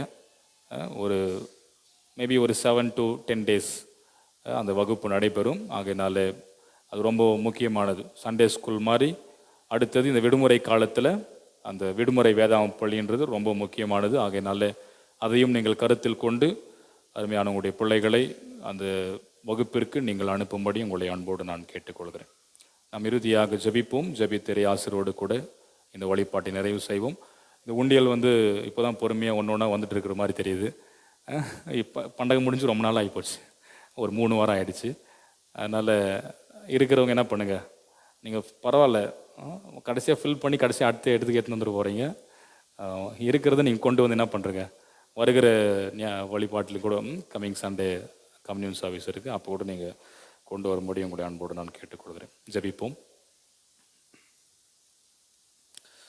சர்வத்திற்கும் வல்ல கடவுளே, நாங்கள் உறுதியான விசுவாசத்திலே உமக்கு ஊழியம் செய்யவும் உம்முடைய நாமத்தை அறிக்கையிடுவதில் முடிவு பரியந்தம் நிலைத்திருக்கவும் வார்த்தை கட்டப்பட்டிராமலன் தன்மைக்கு ஏற்றபடி தாராளமாய் கிறிஸ்துவனுடைய பரிசுத்த ஜனத்தின் மகிழ்ச்சிக்கும் வளர்ச்சிக்கும் பிரசங்கிக்கும்படி தூய ஆவியானவரையும் விண்ணிலிருந்து வருகின்ற ஞானத்தையும் திருச்சபைக்கு நெறியந்தருள வேண்டும் என்று சொல்லி நாங்கள் மிகுந்த தாழ்மையோடு வேண்டிக் கொள்கிறோம்.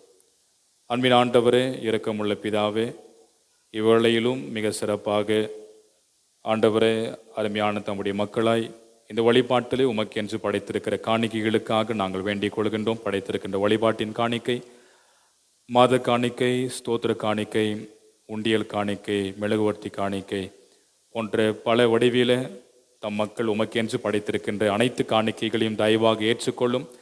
அக்காணிக்கைகளையும் இது திரு பீடத்தின் மீது வைத்திருக்கும் போது படைத்த உள்ளங்களையும் இளங்களையும் தந்தையாக இறைவன் நிறைவாக ஆசிர்வதித்தருள வேண்டும் என்று சொல்லி நாங்கள் மிகுந்த தாழ்மையோடு வேண்டிக் கொள்கிறோம்.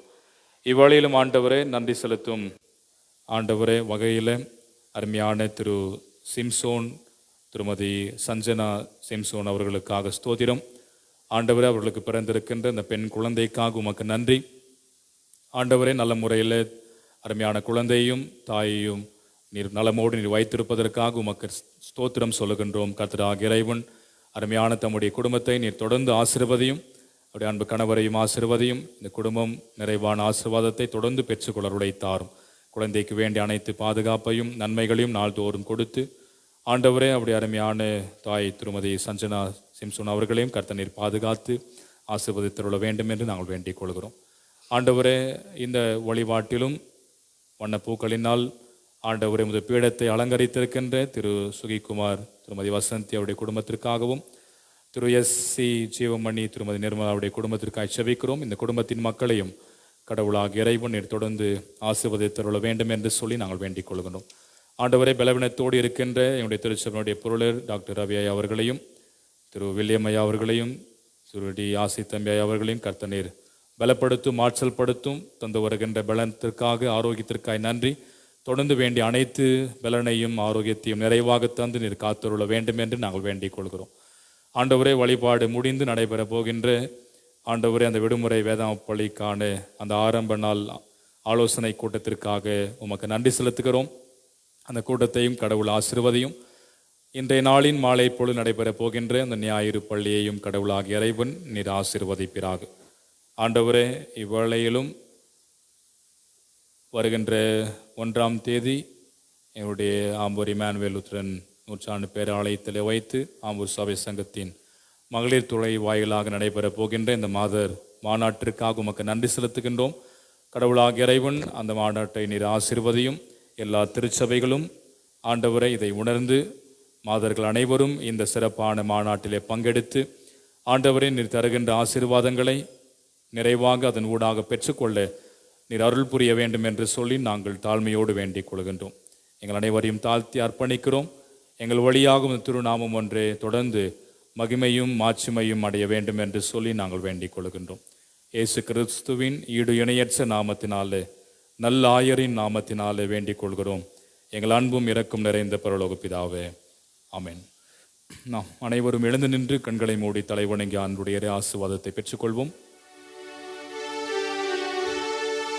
கர்த்தரானவர் உன்னை ஆசீர்வதித்து உன்னை காப்பாராக. கர்த்தரானவர் தமது திருமுகத்தை உன்மேல் பிரகாசிக்க பண்ணி உன்மேல் கிருபையாயிருப்பாராக. கர்த்தரானவர் தமது திருமுகத்தை உன்மேல் பிரசன்னமாக செய்து உனக்கு சமாதானம் கட்டளையிடுவாராக.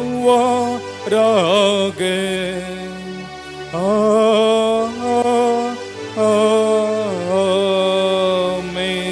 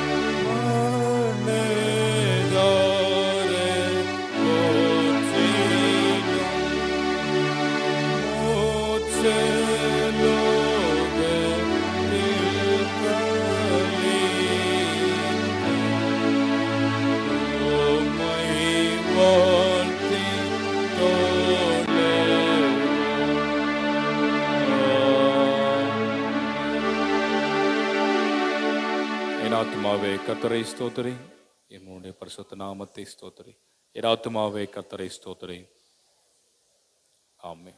நல்லாயராகிய ஆண்டவர் இயேசுவின் குரலுக்கு செவி கொடுத்து அவருக்கு பின் சென்று அவர் வழியாக அவருடைய தொழுவத்தில் நுழைந்து உள்ளும் புறமும் ரட்சிப்பையும் மேய்ச்சலையும் குறைவில்லாத வாழ்வையும் நிறைவையும் கண்டு கொள்ளுகின்ற மக்களாய் வாழ சமுதாயத்திற்குள் பயணப்படுவோம். ஆண்டவர் நம்மை தொடர்ந்து வழிநடத்தி ஆசிர்வதித்து காத்தருள்வாராக.